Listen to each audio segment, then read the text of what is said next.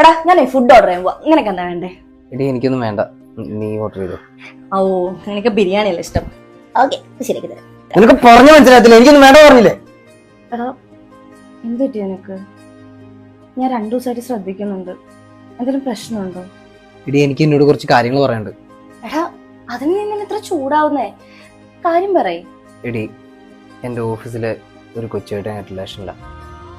എനിക്ക് ആദ്യം ഒരു കൺഫ്യൂഷൻ ആയിരുന്നു, ഞങ്ങൾ തമ്മിൽ എന്തെങ്കിലും ഉണ്ടോയെന്ന്. പിന്നെ മനസ്സിലായി ഞങ്ങൾക്ക് ഞങ്ങളില്ലാതെ പറ്റത്തില്ല. സോ നീ ഞങ്ങളുടെ ലൈഫിൽ നിന്ന് പോകണം. ഓ പുതിയ പ്രാങ്കിങ് ഐഡിയ ആയിരിക്കൂല്ലേ? ലൈഫ് വെച്ച് പ്രാങ്ക് ചെയ്യുന്ന ഒരുത്തനല്ല ഞാൻ. അത് ഇത്ര നാളായിട്ട് നിനക്ക് മനസ്സിലായിട്ടില്ലേ? അപ്പൊ ഈ 4 വർഷത്തെ റിലേഷൻഷിപ്പ്, നമ്മൾ ഒരുമിച്ചുണ്ടായ ദിവസങ്ങൾ, അതൊന്നും നിനക്കൊരു പ്രശ്നമല്ല? ഒരുമിച്ച് ജീവിച്ചല്ലേ ഉള്ളൂ, കല്യാണമൊന്നും കഴിച്ചിട്ടില്ലല്ലോ. എടാ 4 വർഷം നമ്മൾ കല്യാണം കഴിച്ച പോലെ തന്നെ അല്ലായിരുന്നു ഇവിടെ ജീവിച്ചോണ്ടിരുന്നത്.